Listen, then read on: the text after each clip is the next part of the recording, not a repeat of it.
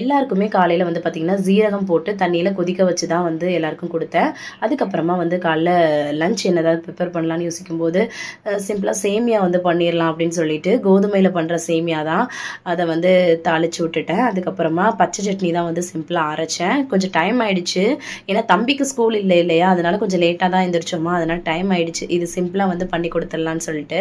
ஏன்னா நார்த் இந்தியாவில் வந்து பார்த்திங்கன்னா மேக்ஸிமம் சப்பாத்தி இதெல்லாம் தான் சாப்பிடுவாங்க. நம்மளோட இந்த சாப்பாடு ரொம்ப விரும்பி சாப்பிடுவாங்க. ஸோ அதனால் வந்து பண்ணி கொடுத்தாச்சு. அதுக்கப்புறம் மதியம் லஞ்சுக்கு சிம்பிளாக உருளைக்கிழங்கு வறுவல் பண்ணிவிட்டு சாதம் வச்சு அதையே பிரட்டி சாப்பிட்டுட்டோம். அதுக்கப்புறம் வந்து பார்த்திங்கன்னா ஒரு வெயிட் லாஸ்க்கு சூப்பரான ஒரு ஸ்நாக்ஸ் ரெசிபி எடுத்து வந்து அப்லோட் பண்ணிட்டேன். அதோட லிங்க் வந்து மேலே கொடுக்குறேன், செக் அவுட் பண்ணி பாருங்கள், கண்டிப்பாக யூஸ்ஃபுல்லாக இருக்கும். நைட் டின்னர் வந்து பார்த்திங்கன்னா சப்பாத்தி தான் வந்து பண்ணேன். அது கூட வந்து தக்காளி தொக்கு வந்து தக்காளி வெங்காயத்தெல்லாம் அரைச்சி வந்து பண்ணியிருந்தேன். ரொம்ப டேஸ்டியாக இருந்துச்சு. இன்றைக்கி டே இப்படி தான் வந்து போச்சு. நாளைக்கு ஒரு மினி விலாகில் பார்க்கலாம். பாய்.